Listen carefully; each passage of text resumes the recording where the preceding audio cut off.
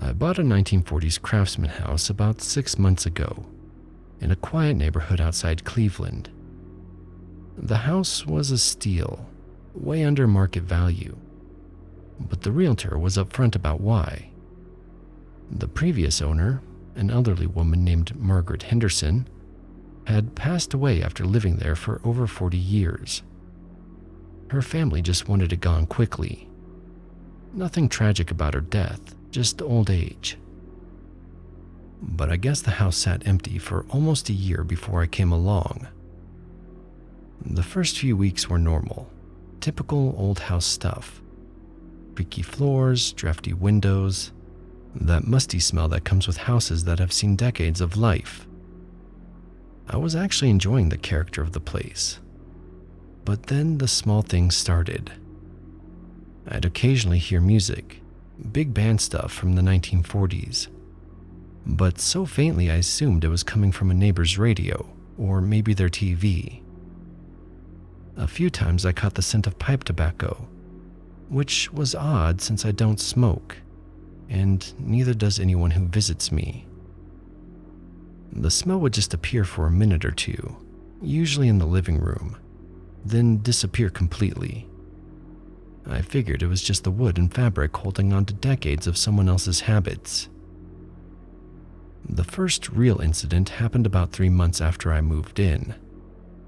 I was getting my morning coffee, half asleep, and walked into the kitchen.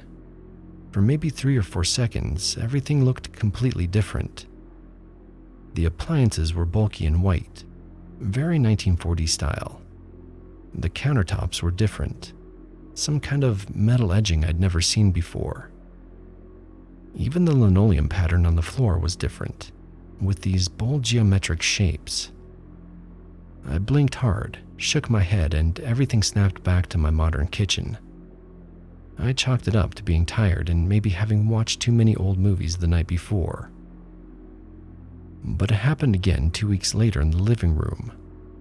I walked in and saw heavy dark curtains instead of my blinds. The furniture was completely different. A big radio cabinet against the wall, chairs with that stiff 1940s upholstery, family photos on the mantle of people I'd never seen before. A woman in a house dress was dusting the radio, but she was translucent, like looking through water. The whole scene lasted maybe 5 seconds before reality reasserted itself.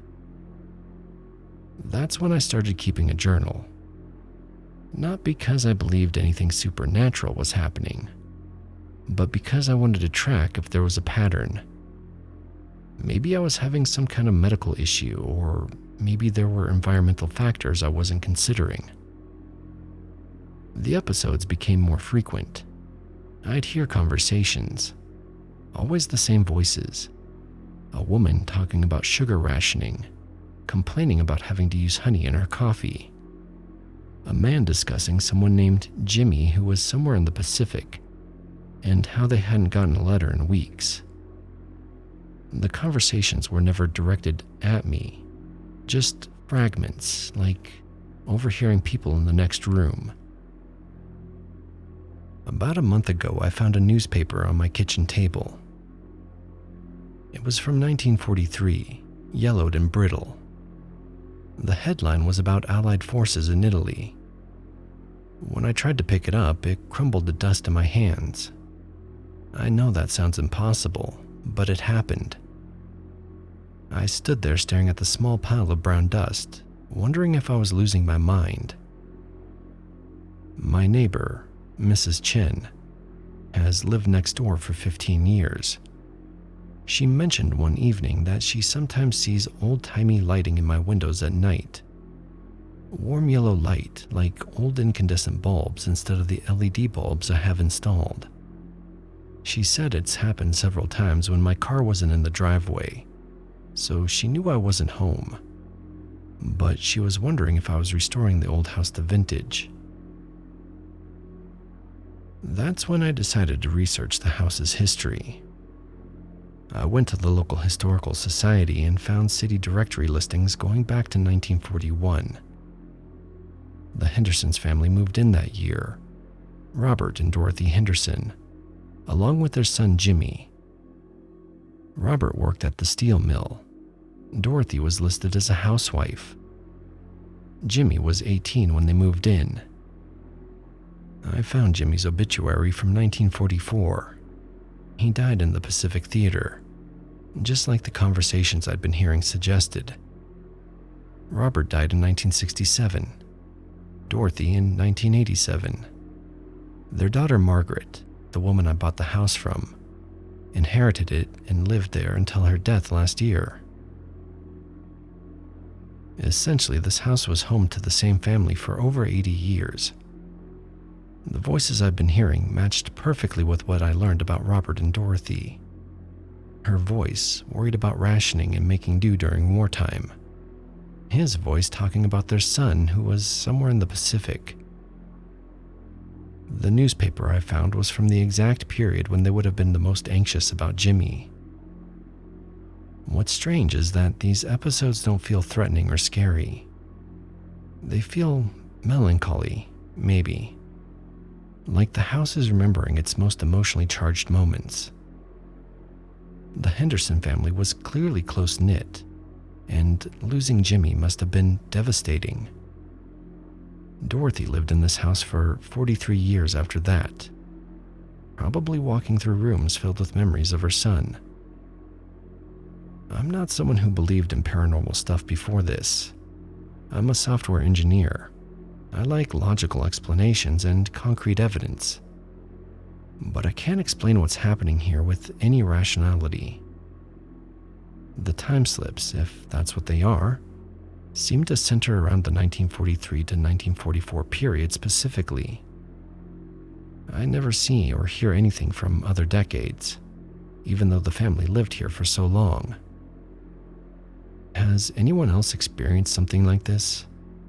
Especially in houses with long-term previous owners. I've read about residual energy and emotional imprints, but most of those stories involve traumatic events. The Henderson family's tragedy was losing Jimmy, but their day-to-day life in this house seems to have been happy and normal. I'm curious if certain houses are more permeable somehow, or if there's something about the emotional investments of a family living somewhere for generations that leaves a stronger impression. I'm also wondering if I should try to research more about the family, or if that might somehow make the episode stronger. Any similar experiences or insights would be really appreciated. I love this house and don't want to move, but I'd like to understand what's happening.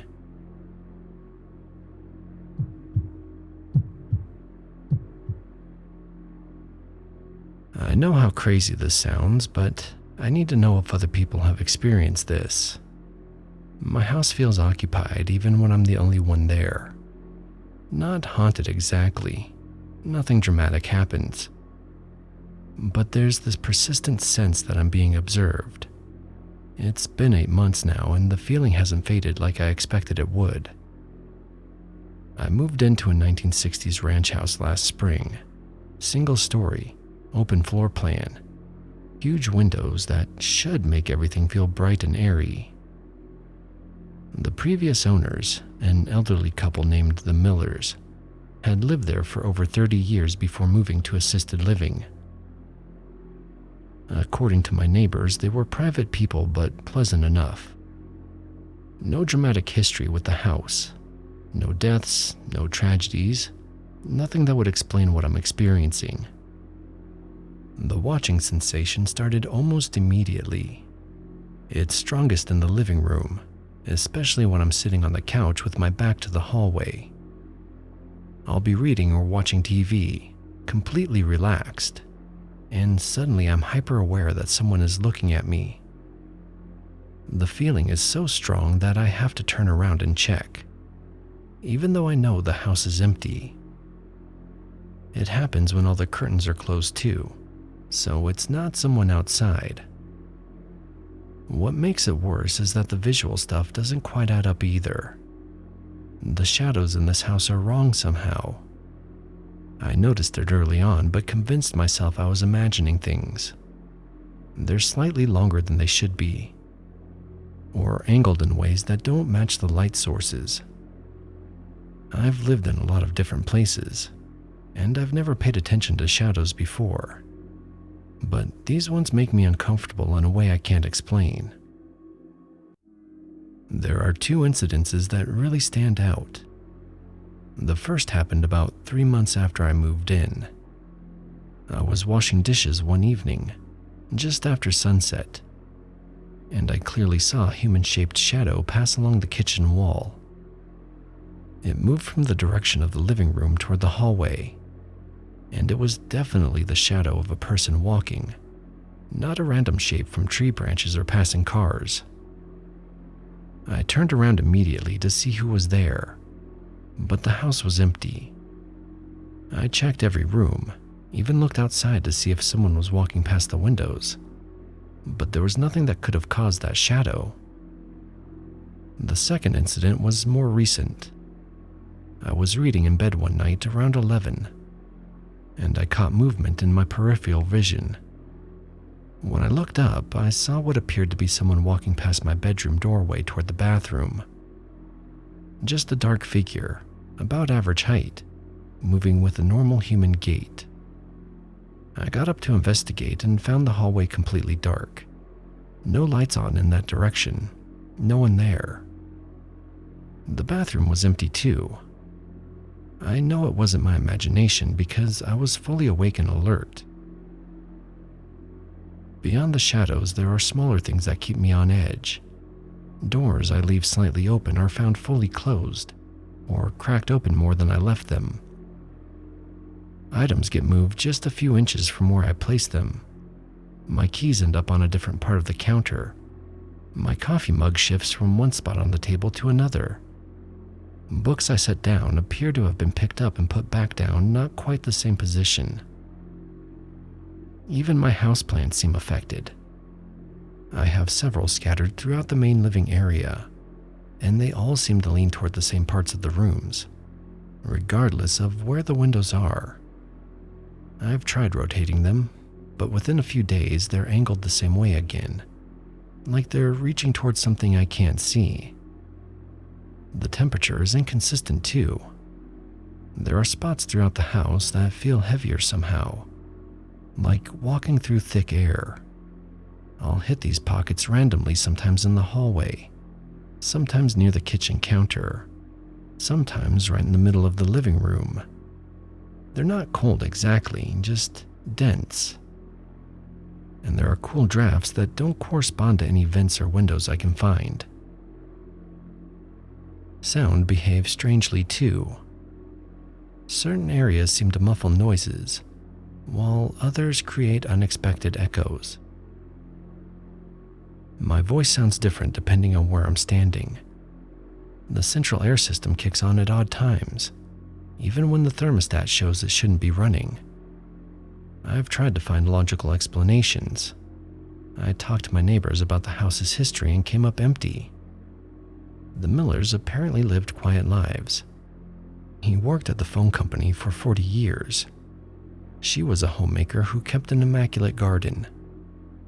They raised 2 kids here, both of whom moved away decades ago. No family drama, no financial troubles, no health crises until the very end when they needed more care than they could manage alone. I had the house inspected before I bought it, and everything checked out fine. The HVAC system is old but functional. Electrical is up to code. No structural issues.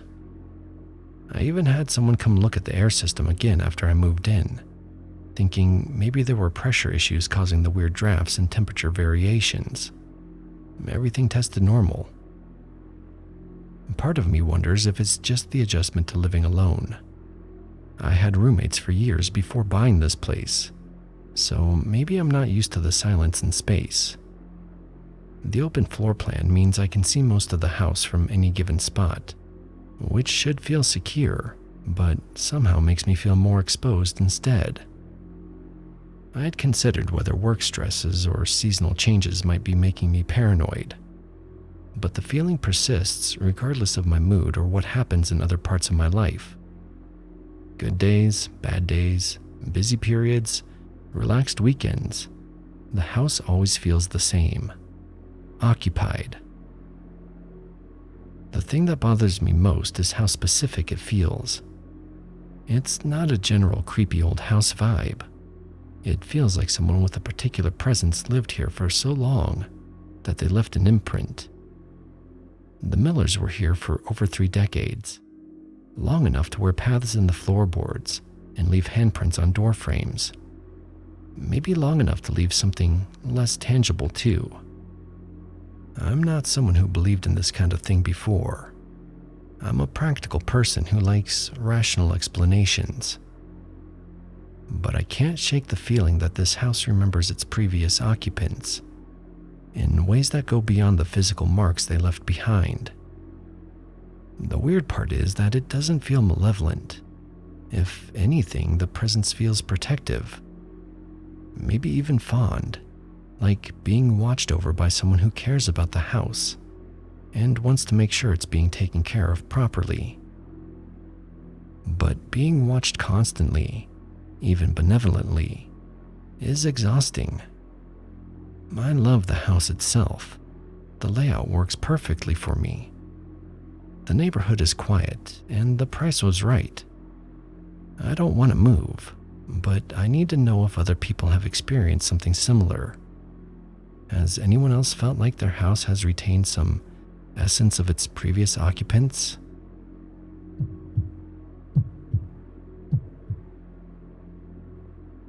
Three months ago, my 4-year-old daughter, Emma, and I moved into my great-aunt's house after she passed away.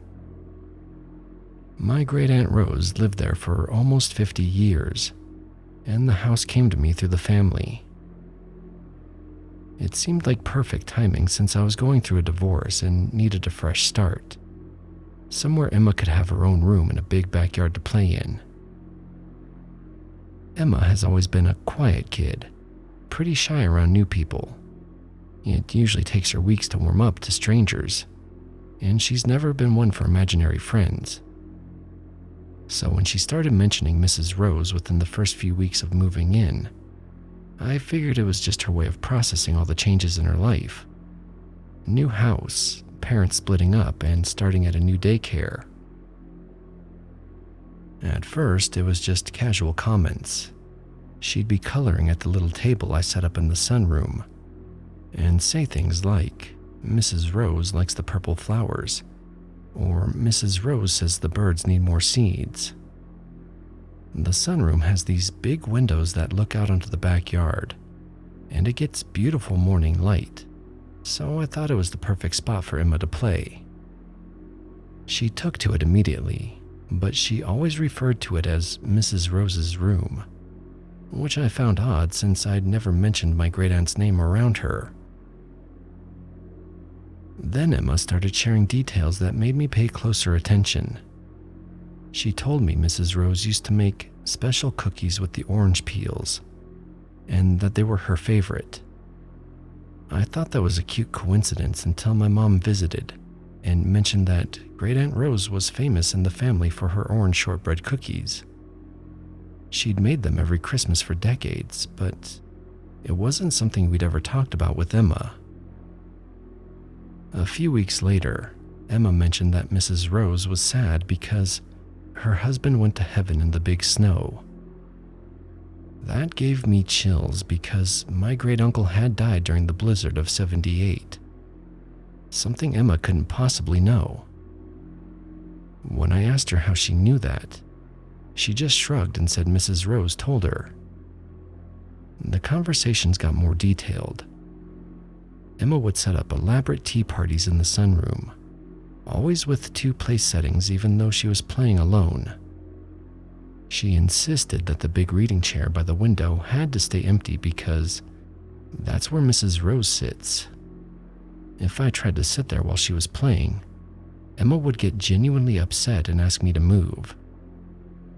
I started paying more attention to what Emma was saying during these play sessions. She'd pause in the middle of activities, like she was listening to someone, then respond to comments I couldn't hear.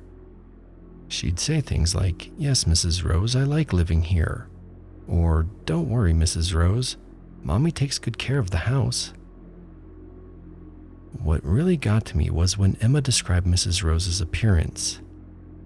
She said Mrs. Rose had silver hair in a bun and wore blue sweaters with tiny flowers on them. She mentioned that Mrs. Rose's arms hurt when it rained and that she rubbed it a lot. I found some old photo albums in the closet, and sure enough, there was my great aunt in her later years, silver hair always in a neat bun, wearing the exact blue cardigans Emma had described. Great Aunt Rose had arthritis in her left arm from an old break, something she complained about whenever the weather changed. The detail that convinced me something real was happening came about a month ago. Emma was chatting away in the sunroom and suddenly got quiet. When I asked her what was wrong, she said Mrs. Rose was sad because her children never come to visit anymore. She said Mrs. Rose missed them and wished they would come see the house. I knew my great aunt had 2 adult children, but we'd lost touch over the years. They'd both moved away decades ago and only came back for the funeral. I decided to reach out to her daughter, Patricia, who lives in Oregon now. When I called and mentioned Emma's comment, there was a long silence on the other end. Patricia told me that her mother had always worried about being forgotten after she died. She said Great Aunt Rose used to say she'd never leave that sunroom because it was where she felt most at peace. Patricia confirmed every single detail Emma had mentioned. The orange shortbread recipe that had been passed down through generations, the blue cardigans Great Aunt Rose lived in, even the arthritis from when she'd broken her arm falling off a ladder in 1985. What shook Patricia the most was Emma's knowledge about the blue car that wouldn't start. Emma had mentioned it in passing, saying Mrs. Rose was frustrated because she couldn't drive to the store anymore. Patricia said their mother's old blue Ford had been giving her trouble in her final years, stranding her several times before they finally convinced her to stop driving. I asked Patricia if she thought I should be concerned about Emma's interactions with what seemed to be her mother's spirit. Patricia was quiet for a long time, then said she thought her mother would love having a little girl to talk to again. She said Great Aunt Rose had always regretted that her grandchildren lived so far away, and she rarely got to see them. Emma seems happier since we moved here. She's more confident, sleeps better, and has adjusted to all the changes in her life remarkably well. Sometimes I catch her giggling in the sunroom like she's sharing a joke with someone. When I ask what's funny, she'll say Mrs. Rose told her something silly. I've stopped questioning it. Whether it's Emma's imagination helping her cope with change or something more, it seems to be exactly what she needs right now. The house feels warm and welcoming, like it's happy to have a child's laughter in it again, after so many quiet years.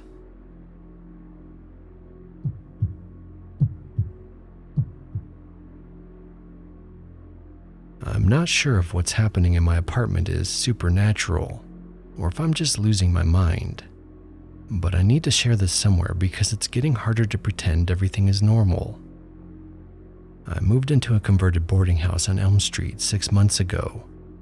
The building is from the 1920s, and you can tell it's seen better days. High ceilings, original hardwood floors, those thick plaster walls that actually block sound. It was chopped up into 6 apartments sometime in the 1980s, but they kept a lot of the original character. My unit is on the 2nd floor, what used to be 2 separate rooms based on the layout. The rent was incredibly cheap for the area, which should have been my first red flag. When I asked the landlord why, he just shrugged and said the building had high turnover. He wasn't lying. I'm the 3rd tenant in my unit this year, and the apartment across the hall has been empty since I moved in. The first month was normal, typical old building quirks, pipes that knocked, floorboards that creaked, and the radiator that hissed at odd hours. I actually liked the character of the place.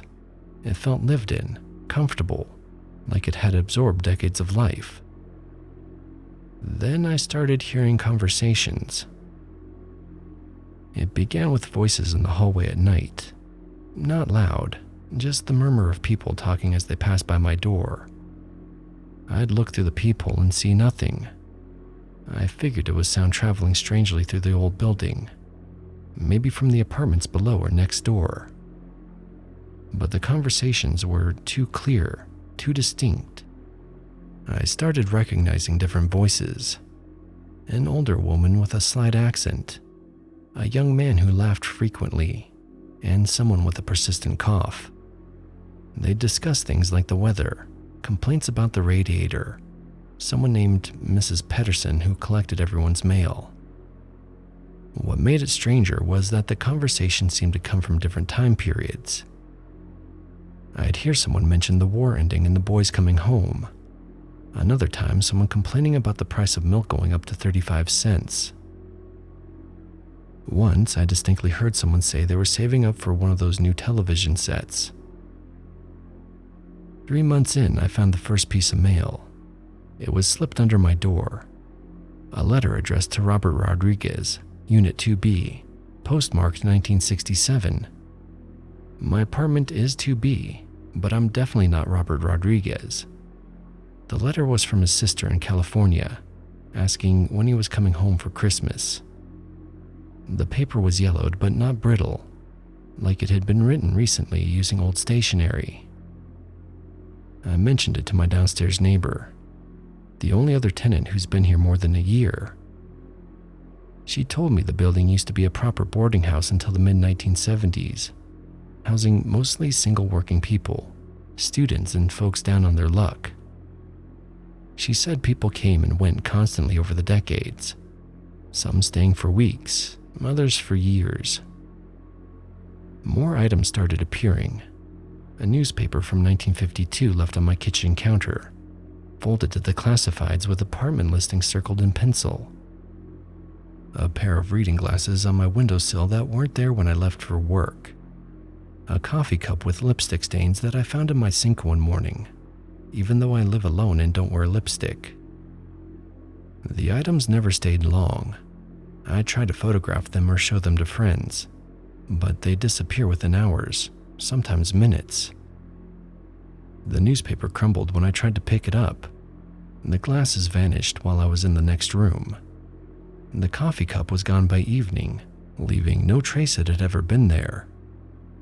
I started researching the building's history at the local library. The records show it operated as Patterson's boarding house from 1923 to 1974.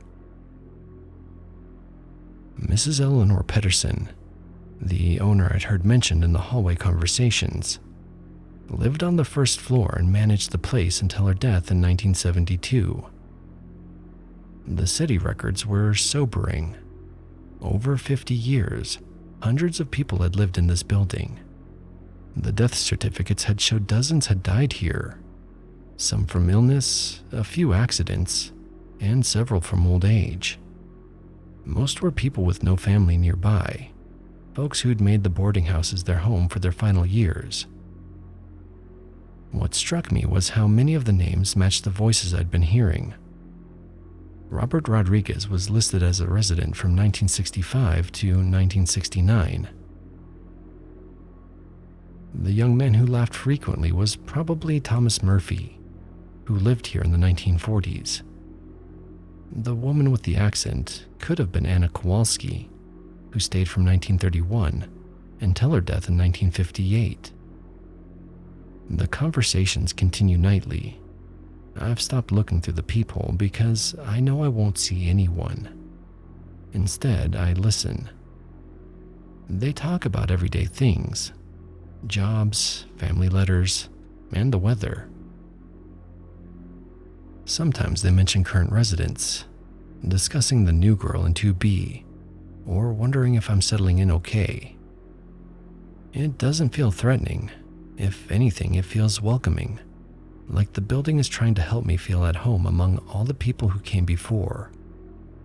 But it's also overwhelming, knowing that so many lives played out in these rooms, that their traces somehow linger in the walls and floorboards. I've stopped trying to explain the disappearing items or rationalizing the voices. This place remembers everyone who ever called it home. And for reasons I don't understand, it's sharing those memories with me.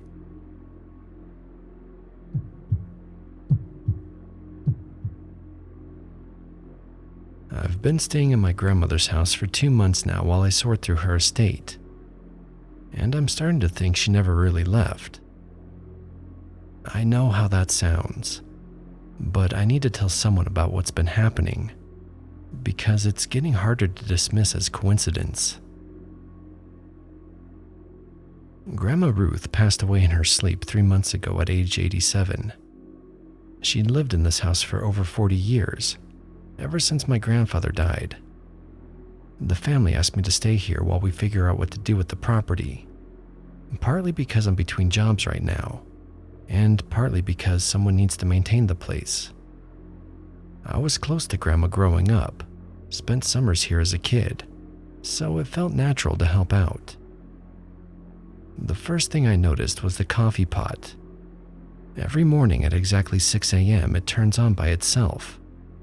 It's not the automatic timer, I checked, and it's not set. The machine is probably 15 years old. One of those basic models with just an on-off switch. But every single morning, I wake up to the sound of coffee brewing. 6 o'clock was when Grandma always started her day. She'd make coffee, sit at the kitchen table with her crossword puzzle, and plan out her morning. I thought maybe there was an electrical issue, so I unplugged the coffee pot completely. The next morning at 6, I heard the familiar gurgling sound. When I got to the kitchen, the pot was plugged back in and brewing a fresh pot. The cord had been neatly coiled the way Grandma always did it, wrapped just so and tucked behind the machine. Then there's the radio. Grandma had this old AM/FM radio on the kitchen windowsill that she listened to religiously. She'd turn on the news at 7 a.m., classical music at 10 for her morning cleaning, and talk radio at 2 p.m. while she did her afternoon baking. The radio has been doing exactly that schedule since I've been here, turning on and off at those precise times, always tuned to her favorite stations. The kitchen utensils keep rearranging themselves too. I'll put the wooden spoons in one drawer, the measuring cups in another, organizing things the way that makes sense to me. But the next morning, everything is back to Grandma's system. Spoons in the crock by the stove, measuring cups nested in the cabinet above the sink, exactly where she kept them for decades. At first, I convinced myself I was doing it unconsciously. Muscle memory from all those childhood summers helping her cook. But I started paying closer attention, and I know I'm not moving these things. I'll deliberately put the spatula in the wrong drawer before bed, and by morning it's back in its proper spot next to the stove. The emotional part is harder to explain. Sometimes I'll be sitting in her favorite chair going through old photos or paperwork, and I'll suddenly feel this overwhelming sense of being loved and protected. It's the exact feeling I used to get as a kid when Grandma would hug me after a bad dream. Warm and safe and completely understood. The feeling is so strong it brings tears to my eyes. I've started smelling her perfume too. White Shoulders, the same scent she wore for as long as I can remember. It happens at random moments, usually when I'm feeling overwhelmed by all the estate work, or missing her particularly badly. The scent will just appear, faint but unmistakable, like she's standing right next to me offering comfort. Last week I smelled something even more specific. Her snickerdoodles baking. Grandma made the best snickerdoodles, and the smell was so vivid I actually went to check the oven, thinking maybe I'd somehow turned it on by accident. The kitchen was empty, of course, but the cinnamon sugar scent lingered for almost an hour. 3 days ago, I saw her. I was coming down the hallway from the bathroom, and I caught a glimpse of someone in a blue house dress walking from the kitchen toward the living room. Just a split second in my peripheral vision, but I knew instantly it was Grandma. She moved the way she always did, that slight shuffle from her arthritis, her hand trailing along the wall for balance. By the time I turned my head fully, she was gone. I should probably be scared, but I'm not. Everything that's happening feels like Grandma's taking care of me the way she always did. Making sure I have coffee in the morning, keeping her kitchen organized the right way, letting me know she's still here when I need her most. The house feels alive with her presence, like it's continuing the rhythm of her daily life, whether she's physically here or not. 40 years of the same routine, the same love poured into these rooms. Maybe that kind of devotion leaves an imprint that doesn't just disappear when someone passes away. I'm supposed to be preparing the house for sale, but I'm finding it harder and harder to imagine letting it go. How do you sell a place where someone's spirit still lives so completely? How do you disrupt a routine that's been running smoothly for decades, even after death? My family thinks I'm just processing grief in an unusual way, and maybe they're right. But I know what I'm experiencing, and it feels like the most natural thing in the world. Grandma spent her whole life taking care of this house and everyone in it. Why would death change that? For now, I'm letting the coffee pot do its thing at 6 a.m. and keeping the measuring cups where she always wanted them. It seems like the least I can do. You have been watching Noir, a Radion production brought to you by Trapper Dan, the finest in canned survival food.